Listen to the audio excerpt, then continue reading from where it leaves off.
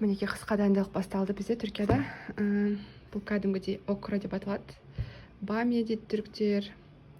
Бұдан кереметтей сорпа дайындалады. Соны осылайша алып, турап, морозилкада сақтаймыз. Мұздатқышта.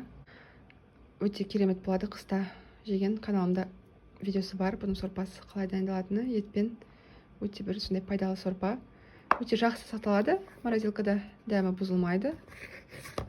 Осыны пакеттерге салып сақтаймыз. Одан бөлек мына жерде зеленый горошек қазір пісіп жатыр. Мінекей осылай алып, қабығынан шығарып, горошектарды осылай сақтаймыз морозилкада. Ол да өте жақсы сақталады, дәмі бұзылмайды. Шығарып пісіріп тамаққа қосамыз, гарнирге қосамыз, пицца. Одан бөлек жақсы көретіндер жей береді ғой, енді өте тез піседі. Видео ұнаған болса, сіздерден лайк